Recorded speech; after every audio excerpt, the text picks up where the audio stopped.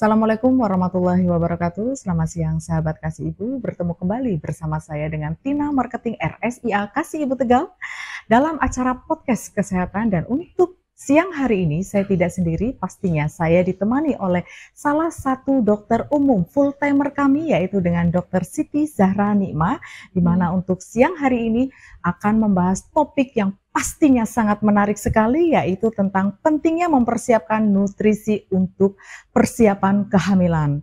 Siang hari ini dokter sangat cantik sekali ya. Sudah pastinya sudah mempersiapkan ya dokter ya, untuk materi pada siang hari ini. Kabarnya pasti sehat ya dokter ya. Alhamdulillah. Ya, dalam kondisi sedang hamil yang hamil tua ya dokter ya. Sudah berapa minggu nih dokter? 31.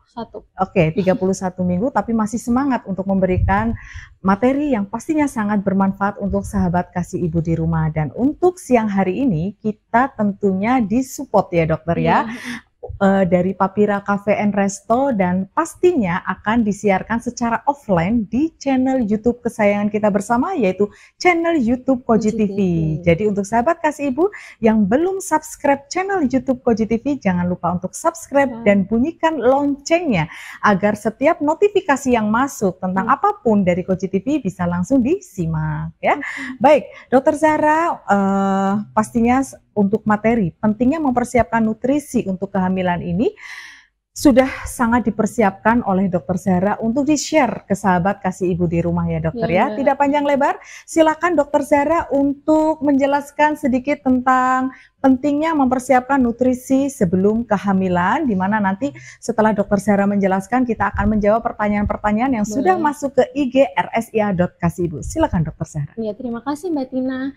Assalamualaikum warahmatullahi wabarakatuh. Perkenalkan, saya Dr. Zahra, dokter full timer di Rumah Sakit Kasih Ibu Tegal. Alhamdulillah siang ini senang sekali bisa sharing sama sahabat Kasih Ibu di rumah. Hari ini kita akan bahas mengenai pentingnya mempersiapkan nutrisi prakehamilan. Langsung saja, di sini untuk mempermudah sharingnya, jadi saya bagi jadi 4 topik utama, yaitu yang pertama adalah apa itu prakonsepsi dan bagaimana terjadinya kehamilan. Kemudian yang kedua, bagaimana mempersiapkan kehamilan yang sehat. Yang ketiga, bagaimana mengantisipasi kehamilan beresiko. Dan yang terakhir, pentingnya mempersiapkan nutrisi sebelum kehamilan.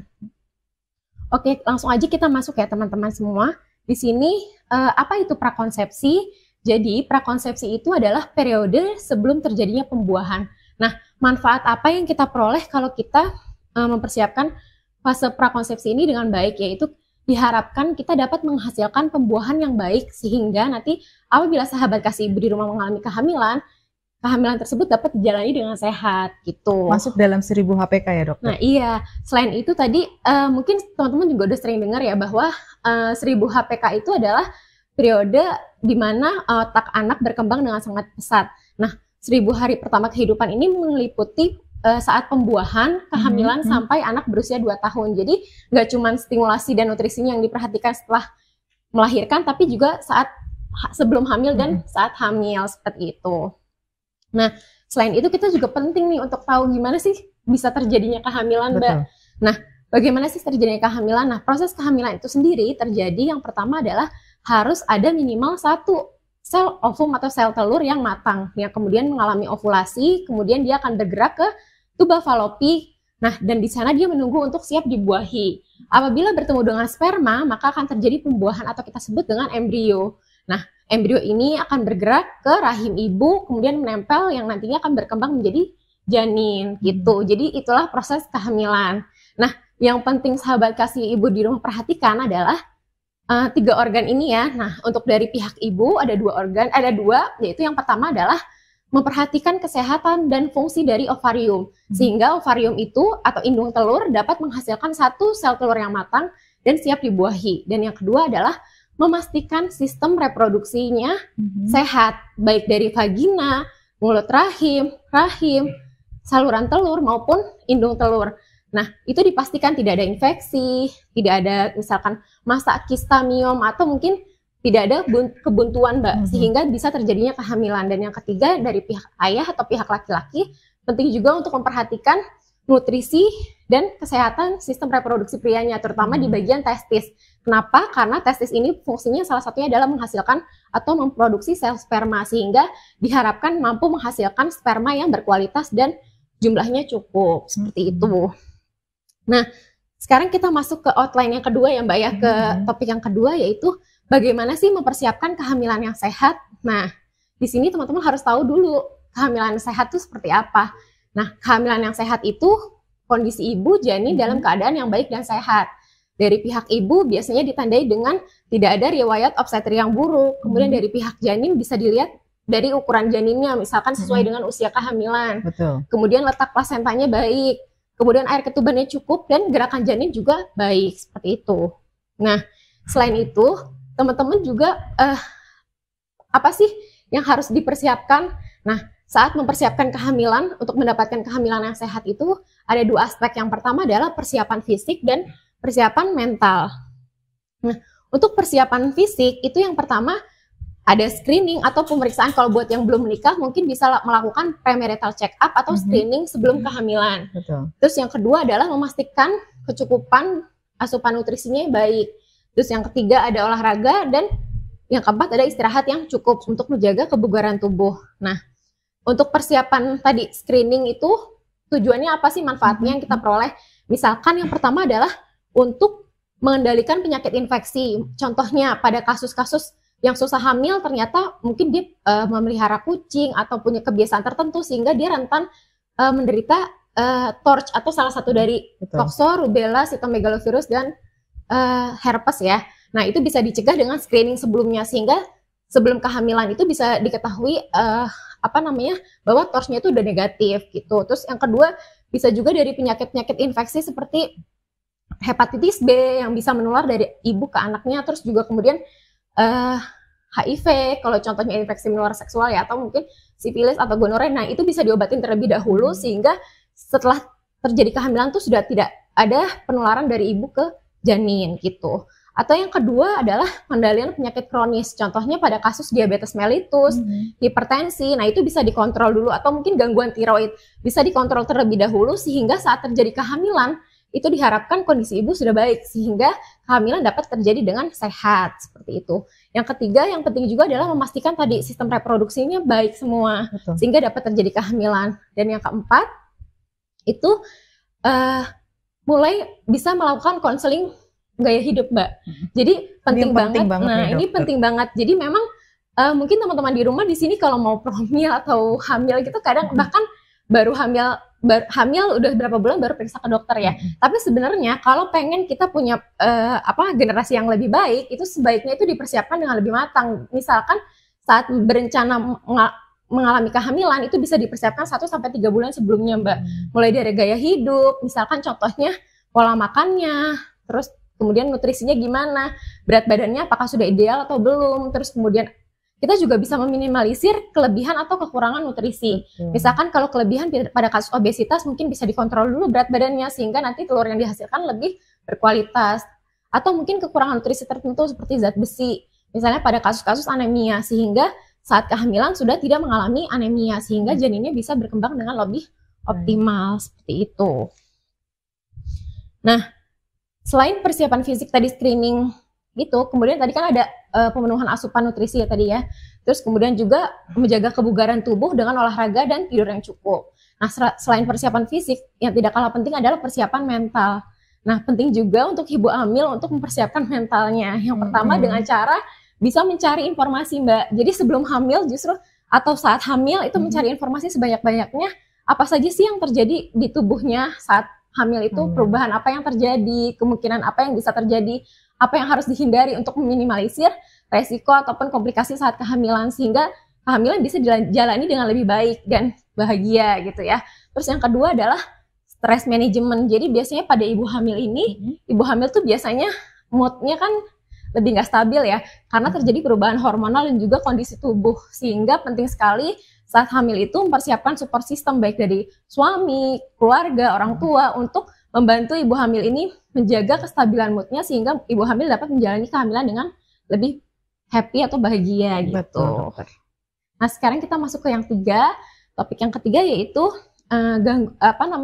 bagaimana mengantisipasi kehamilan yang beresiko. Nah, saya bagi menjadi 2 kelompok, yaitu dengan gangguan kesuburan atau kasus sulit hamil, dan yang satunya adalah kehamilan dengan penyerta. Nah, gangguan pada sulit hamil ini contohnya misalkan sebelum mengalami kehamilan kita udah mengalami menstruasi yang nggak teratur tuh Mbak. Nah, itu kan udah salah satu sinyal. Jadi jangan tunggu sampai parah dulu, langsung periksakan ke dokter kandungan supaya dapat diketahui penyebabnya apa. Misalnya contohnya pada gangguan ovulasi, contohnya pada kasus PCO. Nah, itu kan bisa ditangani lebih dini sehingga nanti saat kehamilan itu kondisinya sudah lebih baik gitu. Terus kemudian atau mungkin misalkan pada kondisi-kondisi khusus seperti misalkan sulit hamil ternyata saluran indung telurnya itu tertutup, tersumbat sehingga kan mungkin bisa dibantu oleh dokter kandungan untuk membuka sehingga tadi peluang kehamilan juga menjadi lebih tinggi. Betul. Gitu. Dan yang untuk topik yang keduanya itu yaitu mengenai kehamilan dengan penyulit atau kehamilan dengan resiko tinggi, seperti misalkan contohnya pasien-pasien yang punya riwayat hipertensi, diabetes itu dapat diobati terlebih dahulu. Kemudian misalkan juga pasien-pasien yang ada gangguan misalkan tiroid gitu ya, terus kemudian juga ada autoimun atau mungkin penyakit asma, itu bisa dikontrol terlebih dahulu sebelum hamil. Sehingga kayak penyakit autoimun atau asma itu kan penyakit seumur hidup ya. Betul. Tapi kita bisa mengkondisikan supaya sebelum kehamilan itu bisa lebih sehat, sehingga diharapkan saat kehamilan tidak terjadi kekambuhan Mbak, seperti itu. Nah, kita masuk ke topik terakhir yang keempat yang ditunggu-tunggu, yaitu apa sih pentingnya mempersiapkan nutrisi sebelum kehamilan gitu ya. Nah, jadi penting sekali untuk menerapkan pola hidup sehat sebelum merencanakan kehamilan. Nah, pola hidup sehat ini dimulai dengan misalkan nutrisi ya. Kita memasukkan nutrisi yang baik bagi tubuh kita, yaitu dengan gizi seimbang. Nah, gizi seimbang ini diharapkan dapat mencukupi kebutuhan baik kalori maupun nutrisi harian yang dibutuhkan oleh ibu, sehingga dapat mencegah terjadinya kesulitan kehamilan, misalkan karena gangguan hormonal atau metabolisme yang disebabkan oleh kurangan nutrisi tertentu. Nah, gizi seimbang juga kalau misalnya bingung ditanya, dok gizi seimbang tuh yang kayak gimana sih? Kadang kan masih bingung ya, mungkin sahabat kasih ibu di rumah. Gizi seimbang tuh ditandai dengan makanan yang bervariasi Mbak. Jadi bukan hanya misalkan makronutrien tuh kan ada karbohidrat, protein, lemak. Nggak cuma nasi aja karbohidrat yang dimakan, misalkan bisa lebih bervariasi. Mungkin sumber karbohidratnya bisa dari kentang, dari singkong dan jagung dan lain sebagainya. Proteinnya juga sama. Kalau protein mungkin yang dianjurkan lebih ke ikan ya, tapi kita bisa juga memvariasikannya, misalkan dengan sesekali kita konsumsi daging, sesekali telur, sesekali ayam dan lain sebagainya, sehingga variasi dari makanan itu lebih bervariasi dan nutrisi yang didapatkan juga lebih bervariasi seperti itu. Nah, untuk kemudian mikronutrien apa aja sih dok yang penting untuk ibu hamil ya, ibu yang mau merencanakan kehamilan? Yang pertama adalah asam folat. Asam folat mungkin teman-teman semua di rumah sahabat kasih ibu sering banget dengar ya. Betul. Jadi memang asam folat ini memang penting banget dan biasanya diresepkan oleh dokter kandungan terutama di trimester 1 ya Mbak ya. Karena saat sebelum hamil juga biasanya sebelum yang hamil lagi juga promil ya dok. Ya, yang lagi promil juga sudah boleh mulai mengkonsumsi asam folat. Kenapa? Karena asam folat ini salah satu fungsinya adalah mencegah defek cacat janin atau neural tube defect. Nah, kalau misalkan kita mengkonsumsi sekitar 400 sampai 800 mikrogram per hari, itu bisa menghindari dari tadi resiko cacat janin gitu. Jadi teman-teman yang mau mulai merencanakan kehamilan mungkin bisa mengkonsumsi sekitar 1 bulan sebelum merencanakan kehamilan gitu. Kemudian yang kedua adalah zat besi. Jadi diketahui di Indonesia ini banyak banget ibu hamil yang mengalami anemia Mbak. Sehingga penting banget kalau ingin merencanakan kehamilan bisa juga teman-teman screening nih di rumah, ceklah kadar hemoglobinnya berapa. Nah, kalau misalkan memang normal berarti bagus. Kemudian kalau misalnya memang kurang mungkin bisa dicek juga zat besinya berapa. Kalau misalnya memang kurang mungkin bisa ditambahkan suplemen zat besi sebelumnya. Nah, kebutuhan zat besi itu sendiri sekitar 27 mg per hari. Teman-teman bisa dapat zat besi juga selain dari suplemen, bisa juga dari makanan nih Mbak. Bisa dari daging, bisa dari hati, bisa dari telur dan lain sebagainya. Itu untuk menambah asupan zat besi sehingga menurunkan resiko terjadinya anemia. Yang ketiga adalah yodium. Yodium itu dia biasanya banyak di telur, kemudian susu, ikan. Nah, itu dibutuhkan sekitar 220 mikrogram per harinya. Nah, yodium ini juga fungsinya untuk mencegah cacat janin saat lahir, kemudian juga kretinisme dan lain sebagainya. Tapi jumlah yodium ini juga nggak boleh terlalu banyak. Jadi tetap sesuai kebutuhan harian. Dan yang keempat adalah kalsium. Kalsium itu sendiri fungsinya adalah untuk membantu pertumbuhan dari perkembangan tulang dan gigi dari janin. Selain itu juga dia bisa mencegah orang ibu yang mengalami kehamilan tersebut untuk mengalami osteoporosis, Mbak. Betul. Karena kalau kalsium yang dimasukin kurang, biasanya nanti akan diambil dari tubuh si ibu. Sehingga saat selesai kehamilan biasanya kalau dicek, kadang yang punya beberapa anak itu bisa dicek ternyata mengalami osteoporosis, sehingga karena asupan kalsiumnya tadi kurang. Osteoporosisnya lebih dini ya, Dok? Iya, osteoporosisnya lebih dini dibanding usianya. Iya. Yang seharusnya mungkin usia berapa sih, Dok? Kalau biasanya rata-rata, kalau misalkan normalnya kalau osteoporosis gitu biasanya kalau perempuan kan setelah menopause kadang lebih cenderung lebih gitu ya? Itu osteoporosis, maka kenapa disarankan untuk nambah asupan kalsium kan.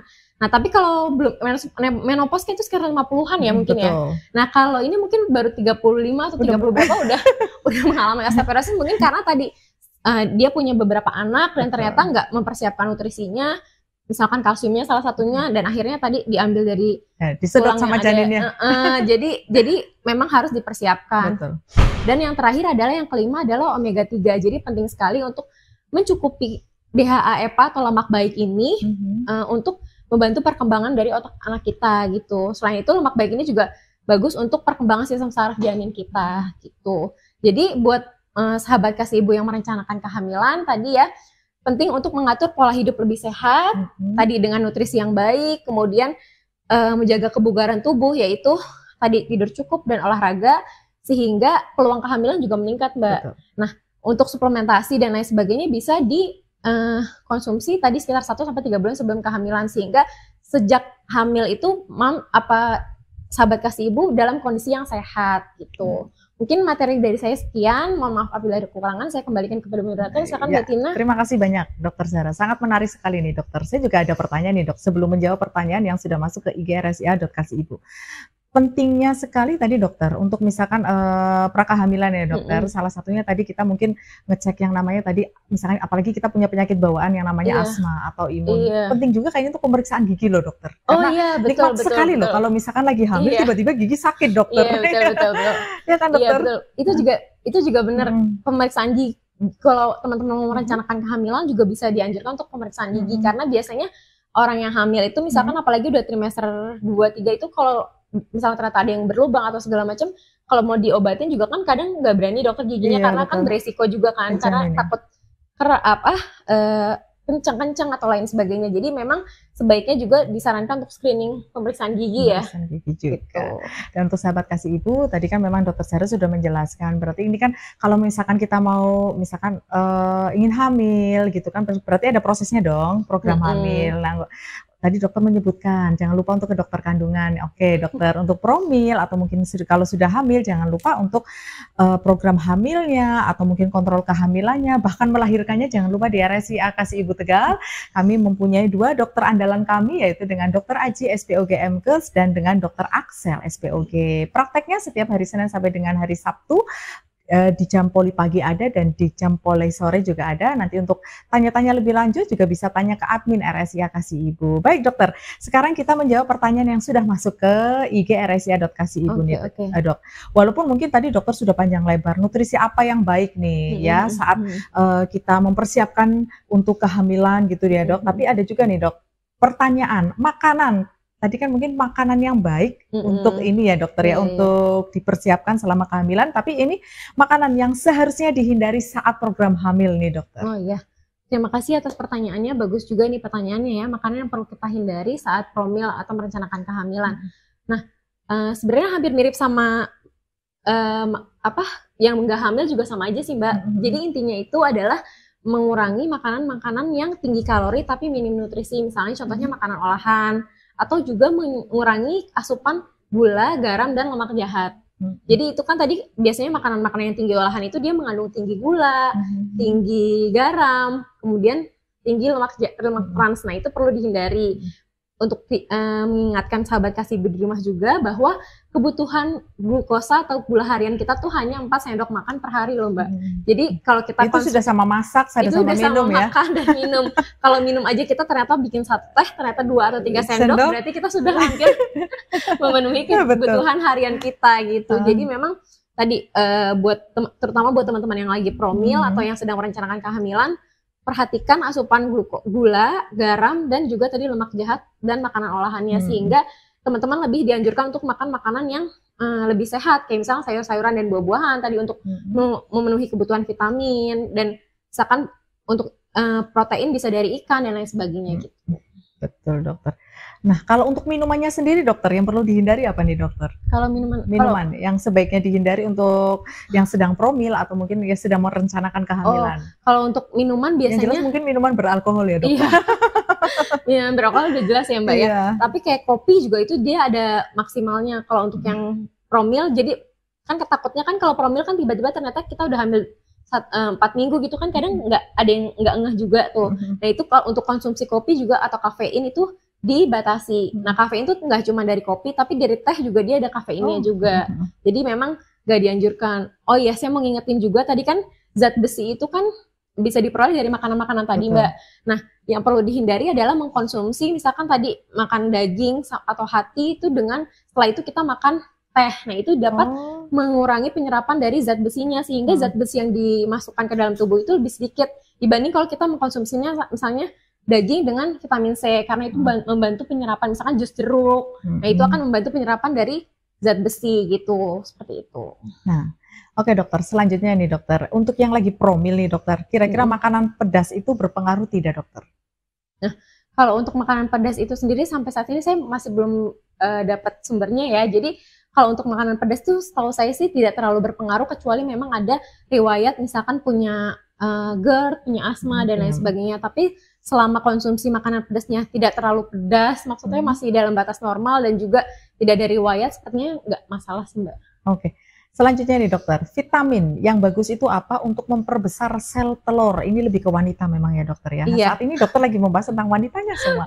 Oke, silakan dokter. Jadi untuk memperbesar sel telur itu memang biasanya nanti dari dokter kandungan dia punya beberapa obat-obatan yang bisa membantu memperbesar sel telur. Nah itu biasanya kompetensinya dokter kandungan untuk meresepkan obat ya mungkin ya, bukan vitamin. Atau mungkin tindakan ya dokter. Obat atau mungkin bisa juga berupa tindakan seperti suntikan yang bisa membantu memperbesar sel telur sehingga tadi sel telurnya bisa matang dan mengalami ovulasi sehingga peluang kehamilannya lebih tinggi seperti itu. Ya, seperti tadi yang dokter Sarah jelaskan, ini memang kalau untuk persiapan kehamilan mungkin cenderung, maaf ya dokter, tadi panjang lebarnya itu kan tadi kan lebih ke wanita ya. Tapi mungkin sebenarnya namanya program hamil itu mungkin support juga ya dokter ya. Tadi kan ada persiapan mental juga. Persiapan mental juga, selain itu juga sang suami juga harus dipersiapkan juga ya dokter ya. Juga. Ya oke, jadi untuk program hamil di RSCA Kasih Ibu Tegas, selain disupport dari dokter SPOG untuk menangani tentang reproduksi pada wanitanya, di RSCA Kasih Ibu Tegal juga ada dokter yang untuk menangani khusus untuk reproduksi laki-lakinya dokter ya.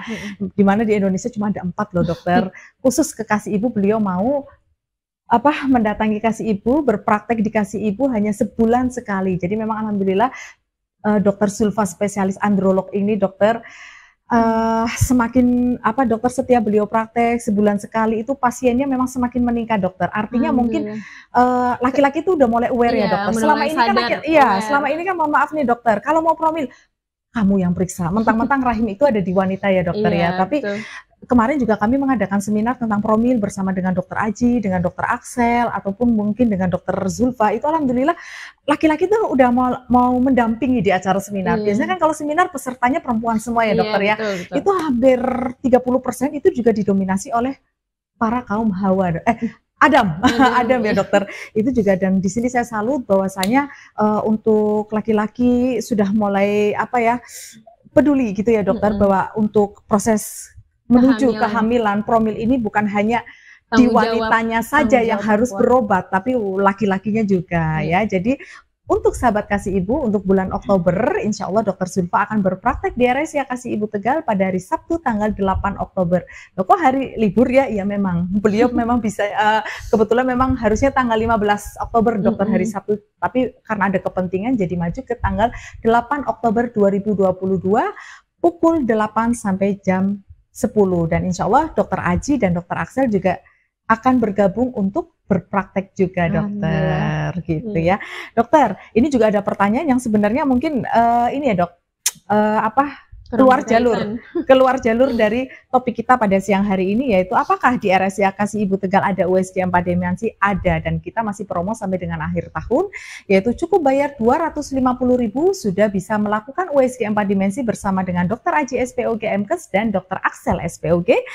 Nah, 4 dimensi juga ternyata ada momen baiknya nih dokter. Kapan saat yang baik untuk dilakukan pemeriksaan USG 4 dimensi, yaitu saat usia kehamilan 20 sampai 25 minggu. Itu bagus untuk melihat wajah dari janin, full body janin, maaf dokter. Sedangkan 26 sampai 30 minggu itu bagus untuk melihat wajah dari janin dokter. Jadi jangan misalkan masih usia kehamilannya itu masih di bawah 20 minggu tapi pengen banget 4 dimensi gitu. Sebaiknya mungkin ditunggu dulu lebih sabar dulu. Kecuali memang pengen 4 dimensi banget ya monggo gitu ya dokter ya. Oke dokter, terima kasih banyak ya dokter sudah memberikan materi yang pastinya sangat bermanfaat untuk sahabat Kasih Ibu di rumah. Dan mungkin sebelum kita ini ya dok menutup acara kita pada siang hari ini, mungkin dokter bisa memberikan trik dan tips untuk nutrisi yang sehat untuk para calon ya dokter ya, ayah dan bunda dalam menuju untuk proses persiapan kehamilan. Jadi untuk laki-lakinya dan ibunya dokter. Silakan dokter Sarah. Iya, terima kasih Mbak Tina. Jadi mungkin tips and triknya buat sahabat Kasih Ibu di rumah di sini yang disarankan untuk mengkonsumsi tadi gizi seimbang ya Mbak, baik laki-laki maupun perempuan. Kenapa gizi seimbang? Karena dengan gizi seimbang itu diharapkan bisa mencukupi makro dan mikronutrisi sehingga meningkatkan peluang dari kehamilan. Betul. Nah untuk laki-laki mungkin bisa mengkonsumsi makanan yang mengandung tinggi zinc, itu membantu untuk meningkatkan kualitas sperma Mbak. Contohnya apa nih dok yang tinggi zinc? Nah itu bisa dari misalkan kerang, kerang atau mungkin makanan-makanan laut yang mengandung, nanti teman-teman mungkin bisa juga mengkonsultasikan tadi ke dokter Zulfa ya untuk lebih jauhnya lagi untuk makanan apa sih yang bisa membantu meningkatkan kualitas sperma seperti itu. Untuk yang perempuannya tadi mungkin sudah disimak di podcast sebelumnya ini tadi, apa aja yang harus dikonsumsi sehingga meningkatkan peluang kehamilan dan juga menghasilkan calon benih yang berkualitas dan sehat gitu. Ya, baik. Terima kasih banyak dokter Sarah untuk waktunya. Untuk para sponsor kita untuk podcast bersama dengan Dokter Sarah, sekali lagi saya ucapkan banyak terima kasih untuk kerjasamanya, untuk Koji TV, untuk Koji Studio juga, dan untuk Papira serta Tara Skin Center, di mana Dokter Sarah juga merupakan dokter ahli juga, ada ahli gizi di Tara Skin Center. Jadi untuk sahabat Kasih Ibu yang ingin konsultasi lebih lanjut tentang gizi yang seimbang, baiknya seperti apa dalam proses untuk menuju program kehamilan, monggo bisa konsultasikan juga ke Dokter Sarah di Tara Skin Center untuk gizi ya dokter ya. Oke, terima kasih banyak untuk para sponsor, dan sekali lagi saya ucapkan banyak terima kasih kepada Dokter Sarah. Semoga dilancarkan untuk proses persalinannya nanti, sehat untuk Dokter Sarah dan untuk bayinya nanti. Selamat berbahagia Dokter Sarah. Amin amin amin. Sekali lagi saya ucapkan banyak terima kasih dan mohon maaf untuk segala kekurangannya. Sekian, wassalamualaikum warahmatullahi wabarakatuh, dan sampai jumpa lagi di acara podcast mendatang bersama RSIA Kasih Ibu Tegal dan Koji TV. Terima kasih. Terima kasih.